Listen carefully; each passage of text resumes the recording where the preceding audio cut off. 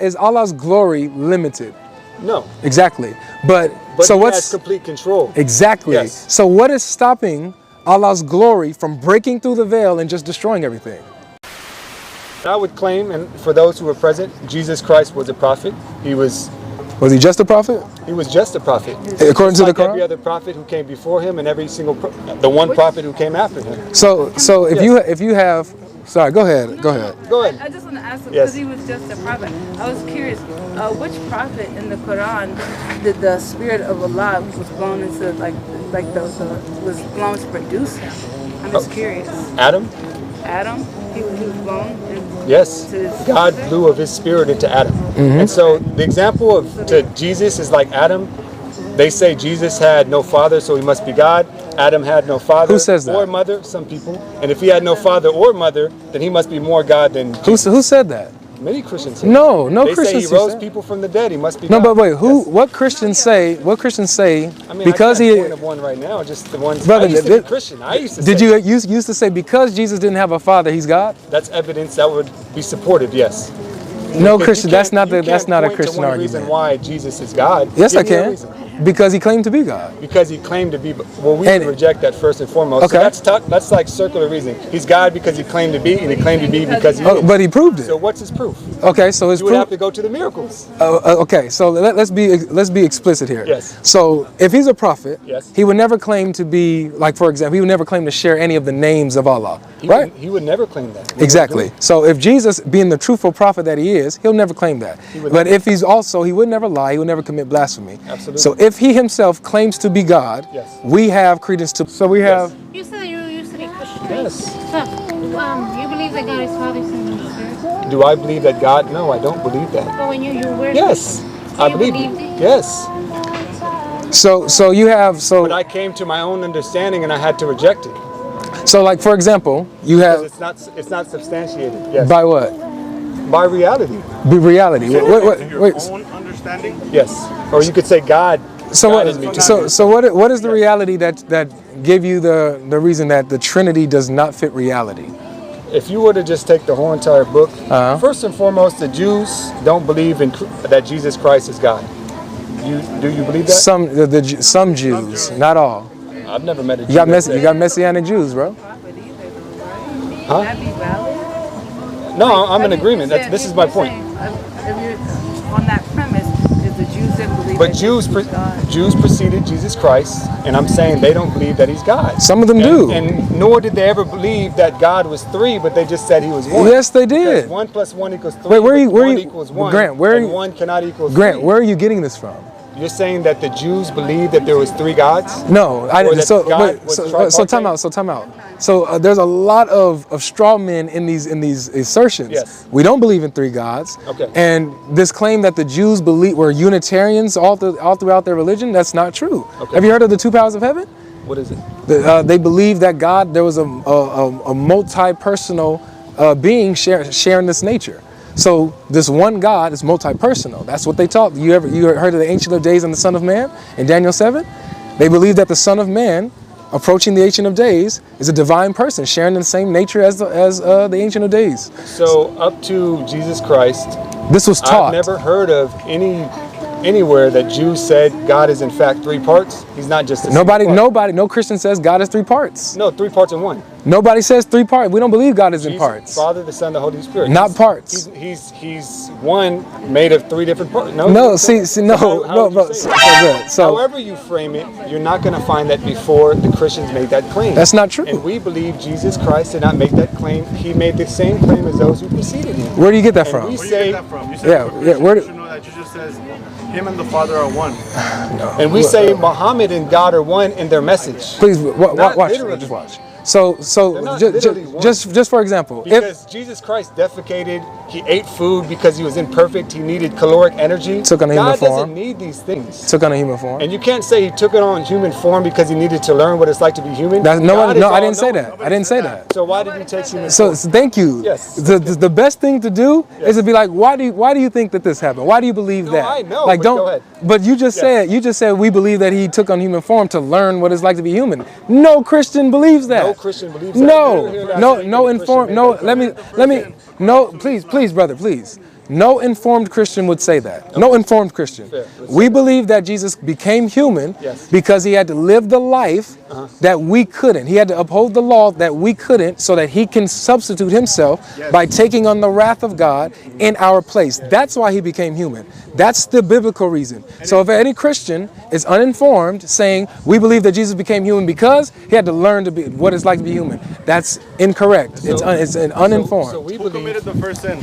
No, brother, like let me We're gonna agree that sin came through man, right? Adam. No, let me roll with So this, sin left brother, man please, Jesus. brother, please, let me roll with this because we're talking about the claims of Jesus. Yeah, of course. So in the Quran, in the Holy Quran, God says they did not give God his true appraisal, like his true value and worth. So on the one Says that hand, in the you Bible said, too. okay, so on the one hand you said God is almighty, he's all powerful, he can't be weak and all these things. And then in the same statement you say, yet he came in human form, he died, he was spat on and belittled in this way. God is above this in our belief. He cannot do these types of things because he is imperfect, and he can't be imperfect, not even for a moment, let alone a whole lifetime. Really, what is it? What do you mean by imperfect? Human form is imperfect because we're limited by a body. Okay, so you believe that God cannot limit himself freely? God cannot limit himself because he's all perfect. Okay, do you believe that Allah has a veil? That God has a veil. Yeah. What do you mean by veil? Does God have a veil, something that blocks him and his nature and divides it from him and creation, separates him from creation? I don't know if I can't answer that question. Okay. I don't know. That's fair. Yes. Grant, I really appreciate you, bro. You're honest. Yes. So, there's a hadith that says that Allah has a veil. Even the Quran talks about it too. But let me just show you the hadith really quick because we're going to get back to how God could be. We're talking about if God can freely limit himself if he wants to. Right. Like if he can restrain his infinite power for something he wants to do. Okay, so you're saying you don't believe God can do that. So I'm trying to show you that that's inconsistent with Islam. Yeah, okay. Okay, so let me get this hadith for you really quick. So this will show. Go ahead. Is the veil veiling us or veiling him? Those are two different things. I think like some windows, like maybe you could see through, but you can't get the other way. So what do you mean by veil? Yeah. So I'll show you. I'll show you what it means. So this is Do we have a time limit? We should probably wrap it in like 10, 15 minutes. Okay. Okay. I appreciate the conversation, man. So Sunan Ibn Majah, 196, greatest Sahih. Okay. The Messenger of Allah said, Allah does not sleep and is not befitting for him that he should sleep. He lowers the scales and raises them. His veil is light. And light is power. Right, but E equals MC squared. Light is power. No, but pay attention to this. Yes. Is light created? Yes. So Allah veils himself in a created thing. With power. But it's a created thing, right? I have a hard time following what you're trying to, the context you're trying to say. So let's continue. So his veil is light. Yes. And if he... Nur would be the word. Yes, for light. Yes. Nur light. is like a... It's light, bro. It's divine. It's not just... It's light. No, it's not just like any light, like artificial light or this light from the sun. Nur is something different. That's light. It's just called light. It's a different... I don't know, maybe it's a different light. It's a different light. Like Says who? The word would be nur. I have no problem with that. Right. So are you saying that this light is created or uncreated? Anything, I don't know what I would say because I don't know. Allahu Ta'ala alam. Okay. But if it's a part of God, then it's uncreated. So by you definition. would think that okay. But so, I don't know if it. I don't know. Okay. So look. So that's a good. You said if it's a part of God, then it's uncreated. So I'm going to show you that it's not a part of God. Okay. So he says, if he were to remove it, so it's something that can be removed. I would say it's a part of God because God is An-Nur. It's one of his names, I believe. So can he remove his light? Can he remove his light? Mm-hmm. In which way? That any way he wants. Can he just remove his light? He is Ar-Rahman Ar-Rahim, the most merciful, the most kind, but to some people he removes his mercy. I'm not saying mercy. No, I would say yes. Yes, he can remove his light. As far as I could tell. Do you believe his light is infinite? Do I believe anything that comes from God is infinite? Mm-hmm. The answer is anything that comes from God is infinite. Beautiful. Which is under the same pretext why I said Jesus can't be God. Jesus is not infinite. So let's just take this for example now. Yes. So the light is part of God, you said. So the light is infinite, and it's also something that can be removed. Allah can temporarily remove the light. This is something that's infinite. He can limit this light. The thing about light is this. is there's all kind of light, let's say like electromagnetic on the spectrum.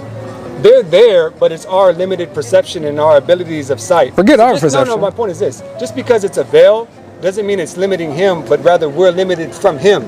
Let me show you. You're saying somehow it's the other way around. I'm going to show you how. Yes. So look, it says, if he were to remove it, the veil of light, the glory of his face would burn everything in creation. That's true. So the light, this glory, the veil is withholding Allah's glory from destroying everything. So is Allah's glory limited? No. Exactly. But so he what's has complete control? Exactly. Yes. So what is stopping Allah's glory from breaking through the veil and just destroying everything?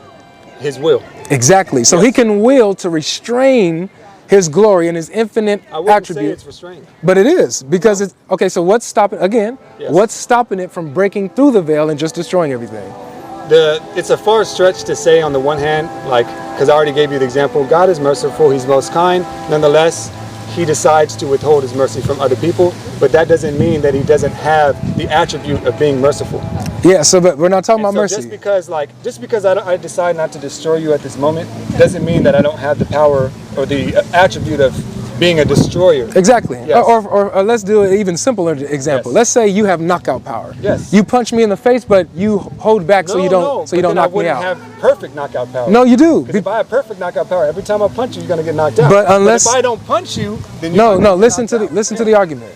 You have the power to knock me out, but you choose to only punch me to in a certain extent that it doesn't knock me out.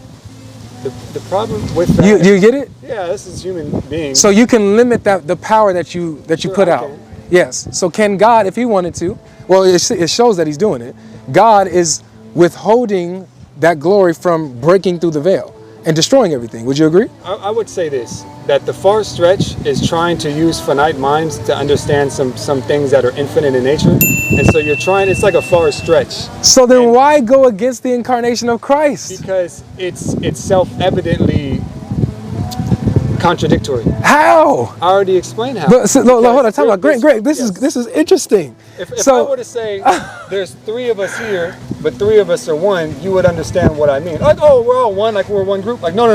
We're literally like, we're one. Like, well, one in what kind of way? Exactly. And so one of the points I say it's self-contradictory is one cannot equal three. No, so no one, just like you just said, and we're kind of getting off the point. I'm going to address this, but then go back, okay? Mm-hmm. Just as you said, us three are one, you agree, by your example, show that you're three in one sense, while one in another. Like three of you, three persons here, but one group. But we're separated. Sure. Yes. So you have in one sense where you're three, in another sense that you're one. Yes. So we're not saying as Christians when it comes to the Trinity that we're saying that one equals three. Like we're not saying God is one in the same sense that he's three. We're saying that he's three persons, one being two different categories. Right. So three persons with three different personalities. Three distinct persons. Right. So three personalities. Because if you're a person, you've got a distinct personality. Sure. And so hold on. Personalities are not the same. I agree. That's what we say. So they're not the same. They're not the same person. Right. And with going back to the incarnation of Christ. When we talked about Okay, I'm being rude. Okay. Yeah. So but when you said when we're pressing this here, yeah, you was willing to say, you know what? I don't think it's fair for us to press on and try to figure out and boggle down the infinite with our finite minds. Yes. So you didn't like reject it or object to it because of your finite mind not being able to understand how this is happening. But when it came to Christ, you have no problem rejecting the incarnation and objecting to it, even though this is something that's infinite and beyond our understanding that's taking place. Why don't you have that same position when it comes to the incarnation? Because I already explained that human beings have weakness. We need food, we need water, we have waste in our body. We need to rid ourselves of the waste. God is free of all these things that limit humans in this way. So you can't say God came in human form and maintained this infinitude, I guess would be the word. Yeah. He ate food and he drank water and made himself limited and finite. I want to ask you a question real quick. If God wanted to destroy everything in creation, including Jesus Christ, would stop him? I don't know if you want the. Jesus Christ is God, so he can't be destroyed. All right, thank you. So God is limited, and he can't. And if Jesus wanted to No, destroy God, no. This is like asking Right. what you brought it with the brother. You was like, is there such thing as a triangle of four sides? Like this is literally a contradiction.